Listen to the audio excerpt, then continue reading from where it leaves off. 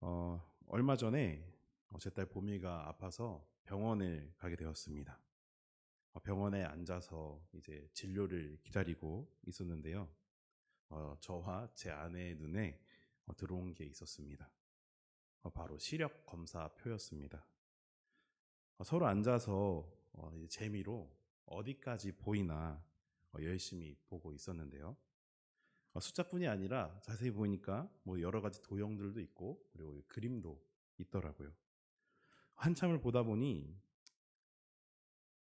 아주 아래쪽에 작은 그림이 있었는데 바로 오리 모양의 그림이었습니다. 그래서 제가 그 그림 보고 오리다 이렇게 말했더니 아내가 오리가 어디 있냐고 이렇게 말하는 게 아니겠습니까? 그래서 저는 다시 한번 설명해 줬습니다. 저기 오리가 있잖아 라고 보여줬습니다. 그러더니 저기 어디 봐서 오리야 이렇게 말하는 게 아니겠습니까? 그래서 제가 다시 한 번 더 말했습니다. 아니 저기 나비 모양 옆에 저거 오리 아니야? 했더니 아내가 한참을 막 보더니 새 종류는 맞는 것 같은데 이러는 거예요. 이 말의 뉘앙스가 어떻습니까? 어느 정도 조류인 거는 맞는 것 같은데 끝까지 오리는 아닌 것 같은데 이런 의미였습니다.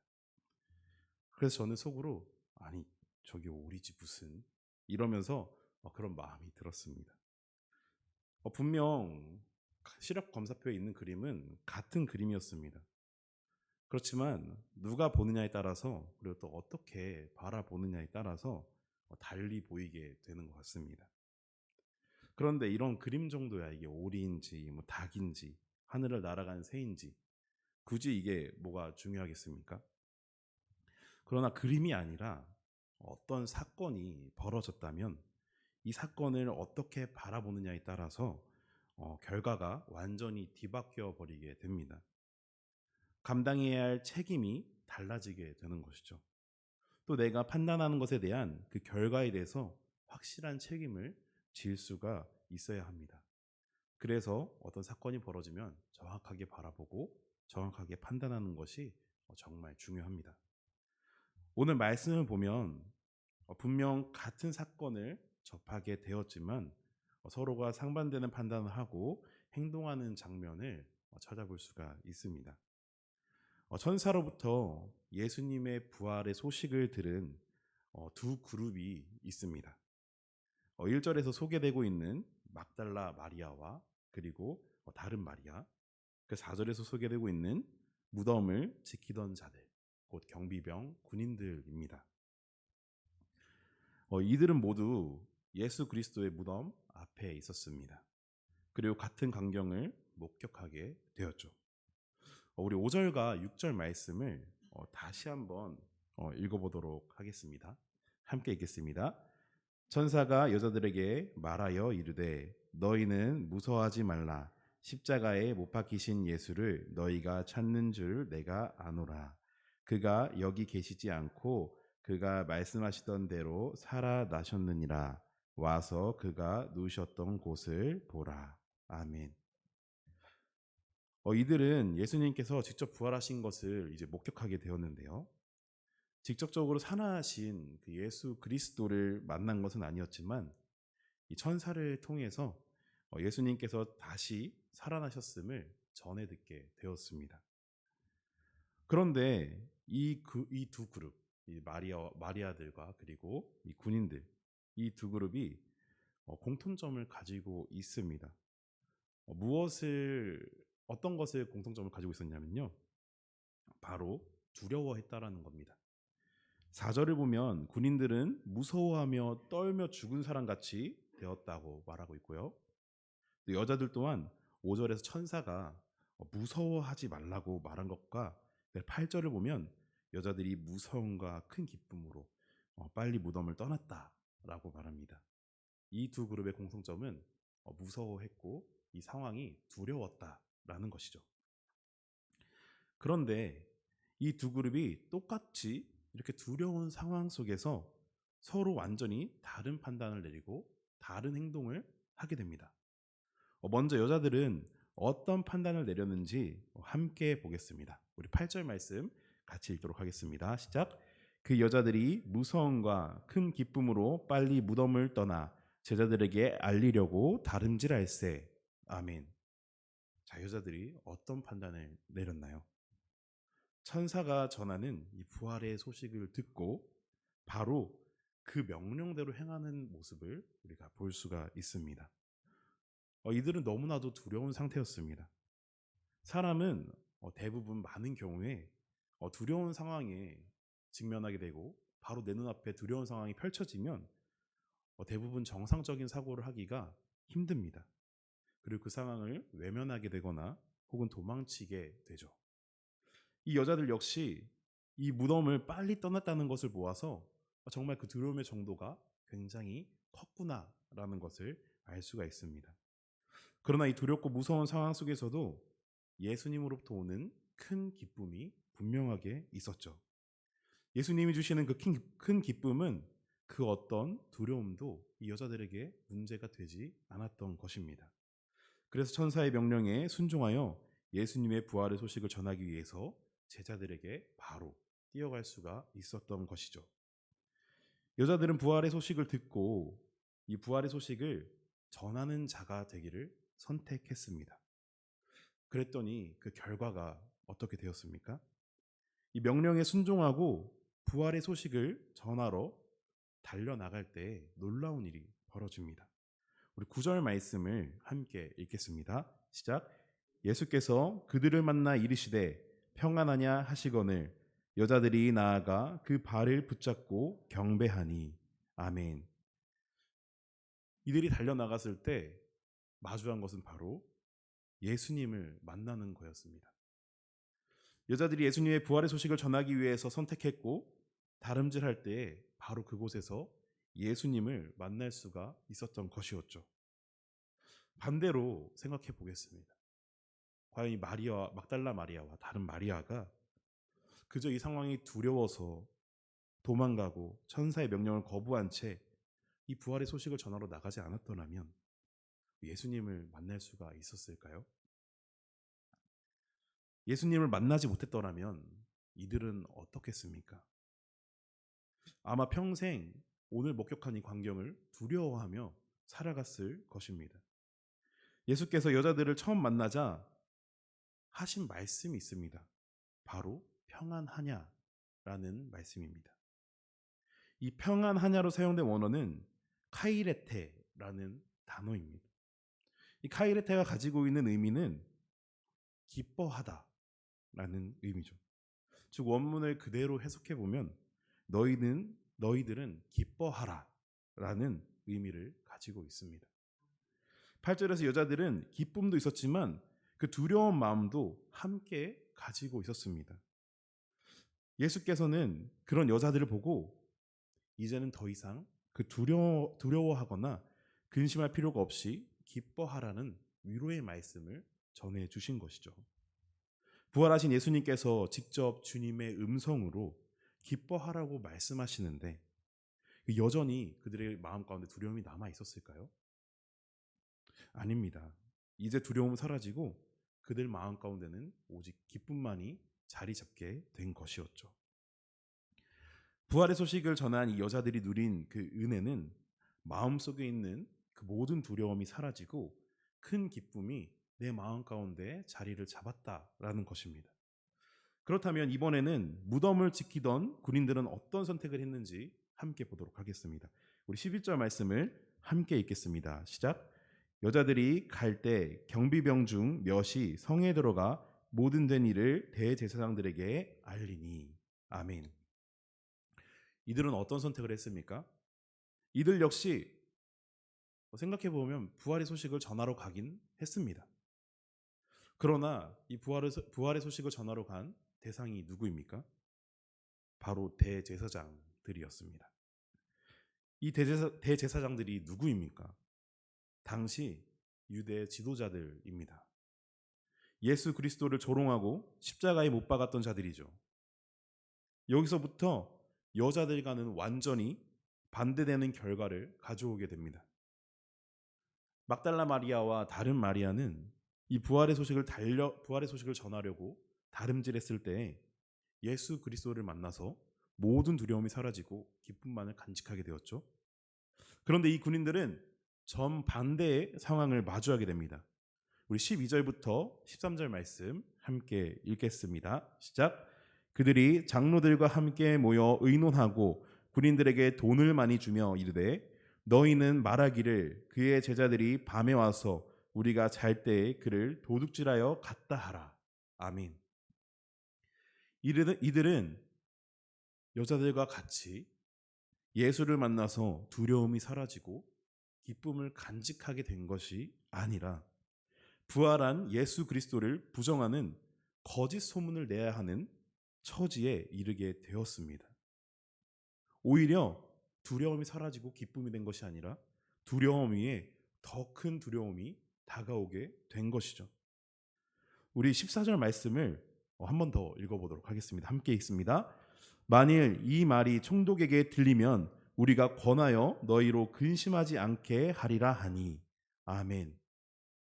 이 말씀을 자세히 보면 근심하지 않게 하리라 라는 말씀이 써 있습니다. 이 말이 어떤 의미를 가지고 있겠습니까? 지금 대제사장들이 예수의 부활을 목격한 군인들을 설득하고 있는 것입니다. 혹시라도 제자들이 예수의 시체를 절도했다는 이 유언비어가 확산되어서 소문을 퍼뜨린 그 군인들에게 어떠한 문제가 생기면 총독에게 잘 말해서 피해가 가지 않도록 하겠다고 지금 약속하고 있는 것입니다.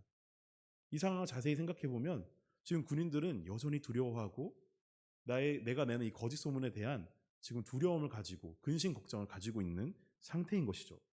그렇기 때문에 이들을 설득하기 위해서 반복적으로 말하고 있는 것입니다. 이전에 예수님의 이 부활과 천사들을 봄으로써 이 경비병들의 표현이 어떻게 나오냐면요. 떨며 죽은 사람 같이 되었다라고 적혀 있습니다. 그런데 그 떨림이 가시지도 않은 채 예수님에 대한 또 다른 거짓 증언으로 인해서 더 큰 두려움이 그리고 더 큰 근심이 찾아오게 된 것이었죠. 그런데 이들이 어떠한 계기로 이 두려움을 이겨내고 잘못된 소문을 퍼뜨리게 됩니다. 함께 이 15절 말씀을 읽겠습니다. 시작. 군인들이 돈을 받고 가르친 대로 하였으니 이 말이 오늘날까지 유대인 가운데 두루 퍼지니라. 아멘. 이 군인들이 소문낼 수 있도록 마음을 움직이게 한 것이 무엇이라고 나옵니까? 돈입니다. 유다가 대제사장들에게 예수를 팔아 넘길 때 은 30을 받았죠. 이때 은으로 사용된 단어가 아르귀리아라는 단어입니다. 그런데 15절에서 이 군인들이 받은 돈, 이 단어가 원문으로 보면 아르귀리아라고 써 있습니다. 이들이 받은 돈이 바로 은입니다. 유다와 같은 은을 받았습니다. 가룟 유다가 예수를 팔 때 받은 은을 가리키는 이 단어와 동일한 것이죠. 유다가 돈에 멀어서 참된 스승님을 배반했던 것처럼 이 군인들 또한 이 돈에 매수당해서 예수의 부활을 부정하고 자신의 양심마저 다 팔아 넘겨버린 것입니다. 그 결과가 어떻습니까? 아주 비참한 현실을 마주하게 됩니다. 15절 후반절을 보면 이 말이 오늘날까지 유대인 가운데 두루 퍼졌다라고 말합니다. 여기서 말하는 오늘날까지는 사실 이 마태복음이 작성되고 있는 그 시기까지를 말하는 것입니다. 하지만 지금도 어떻습니까? 지금도 다를 바가 없습니다. 이 성경을 읽는 오늘날까지 지금 이 시대까지도 이들은 아직도 예수 그리스도의 부활을 부정하고 있습니다. 군인들이 받은 이 돈의 대가가 아직도 그들은 참 하나님의 아들이신 예수 그리스도를 주님으로 영접하지 못하게 하고 있는 것이죠. 여자들과 군인들 이 두 그룹은 분명 똑같은 사건을 같은 자리에서 접했습니다. 그러나 그들의 판단으로 인해서 완전히 상반되는 결과를 가져오고 말았죠. 이들에게는 어떤 차이가 있었기 때문에 같은 사건을 보고도 다른 판단을 했을까요? 바로 주님과 인격적인 교제가 있었느냐? 주님과 만남이 있었느냐가 바로 포인트입니다. 부활의 사건뿐만이 아닙니다. 사소한 것 하나라도 주님과 인격적인 만남과 교제가 있는 사람과 없는 사람은 바라보는 시선과 판단이 완전하게 달라집니다. 주님과 인격적인 만남과 교제가 있는 사람들은 늘 그 결과가 예수님과 함께하기 때문에 기쁨으로 가득합니다. 왜냐하면 오늘 막달라 마리아와 다른 마리아가 부활의 소식을 알리려고 달려나갔을 때에 예수님께서 그들을 만나 주셔서 평안을 주신 것처럼 무엇을 하든 어떤 판단을 하든 주님께서 만나 주시고 우리의 마음속에 평안을 주시기로 약속했기 때문입니다. 저와 여기 계신 모든 성도 여러분이 이 참된 복을 누렸으면 좋겠습니다. 무엇을 하든 두려움 위에 두려움이 쌓이고 근심이 쌓이는 이러한 절망적인 삶을 살아가는 것이 아니라 무엇을 하든지 예수님께서 함께 하심으로 두려움이 사라지고 평안과 기쁨만이 넘치는 복된 은혜의 삶을 살기를 소망합니다. 그런데 여기 같은 사건을 접했는데 또 다른 판단과 결과를 가지고 오는 한 그룹이 더 있습니다. 바로 부활의 소식을 들은 제자들과 대제사장들입니다. 제자들은 예수님의 부활의 소식을 전해 듣자 어떻게 행동합니까? 우리 16절 말씀 함께 읽겠습니다. 시작. 11 제자가 갈릴리에 가서 예수께서 지시하신 산에 이르러. 아멘.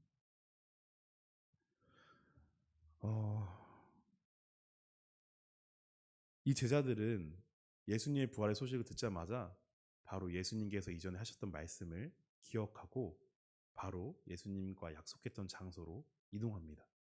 그리고 거기서 예수님의 말씀을 듣고 예수님께서 주신 사명을 감당해내기 위해 그 자리로 갔죠. 그런데 대제사장들의 모습을 보면 어떻습니까? 지금까지 함께 나눈 것처럼 끝까지 부활의 소식을 듣고도 어쩌면 대제사장들 마음 가운데서도 분명 저자가 하나님의 아들이구나 라는 마음이 들었을지도 모릅니다. 그러나 그것을 인정할 수가 없었던 것이었죠. 왜냐하면 자신들이 생각했던 메시아의 모습과는 완전히 다른 모습이었기 때문입니다. 이들의 모습을 보면 분명히 똑같은 사건을 접했습니다. 부활의 소식을 들었고 분명히 예수님이 살아나셨음을 정확하게 알 수가 있었습니다. 그러나 이들의 행동조차 다름을 여기서 만날 수가 있죠. 마지막으로 말씀을 정리하면서 그렇다면 지금 나의 신앙과 이 믿음은 어떠한지 다시 한번 점검해 보셨으면 좋겠습니다. 여러분들은 예수님의 부활의 사건을 진심으로 믿으십니까? 정말로 한치의 의심도 없이 진정으로 믿으십니까? 그렇다면 우리 17절 말씀을 다시 한번 함께 읽어보도록 하겠습니다. 시작. 예수를 배웠고 경배하나 아직도 의심하는 사람들이 있더라. 아멘. 제자들이 예수께서 지시하신 이 갈릴리에 있는 한 산에 올랐습니다. 그리고 거기서 부활하신 예수님을 만났죠. 그런데 누구는 예수님을 배웠고 경배하였지만 또 누군가는 여전히 예수님의 부활을 의심하고 있었습니다. 의심하고 있는 자들은 대제사장들도 아니고 바리새인들도 아니었고 서기관도 아니었습니다. 다름 아닌 오늘 말씀을 보면 예수님의 제자들이라고 나와 있습니다. 여기서 말하는 예수님의 제자들은 마태복음에서는 11명의 제자들이라고 나오지만 또 많은 학자들은 고린도전서에 나오는 500명의 예수님의 그 제자들을 말하는 것을 의미한다고도 말합니다. 그런 오늘 말씀에는 11명의 제자들이라고 나와 있죠. 예수님의 제자들이 예수님과 약속한 장소에 나타났지만 본인의 두 눈으로 분명히 살아계신 예수님을 확인했습니다. 그런데 본인의 눈으로 보았음에도 의심하고 있는 것이죠. 그렇다면 우리는 어떻습니까? 정말로 예수 그리스도가 하나님의 참 아들이심을 그리고 장사된 지 4일 만에 부활하셨음을 정말로 믿고 계십니까? 예수 그리스도를 따르는 자들이라면서, 그리고 예수님의 제자라고 말하면서도 마음속 한편에서는 혹시 의심하고 있는 마음이 있지는 않습니까? 도마처럼 예수님의 손과 옆구리에 손가락을 넣어봐야만 믿어지시겠습니까?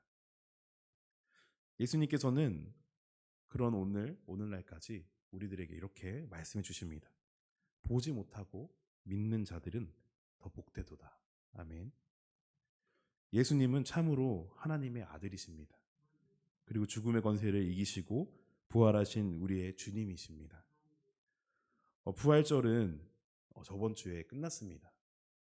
그렇지만 이 부활의 의미는 부활절에만 새기는 것이 아니라 우리가 평생 정말 하나님 나라에 올라갈 때까지 그 부활의 감격과 그 기쁨을 늘 새기며 부활의 증인으로 살아가야 합니다. 예수 그리스도를 참된 주님으로 모시고 오늘 말씀 28절 20절을 통해서 우리에게 주신 예수님의 사명 끝까지 감당해내는 저와 여러분이 되시기를 예수님의 이름으로 축복합니다. 기도하겠습니다.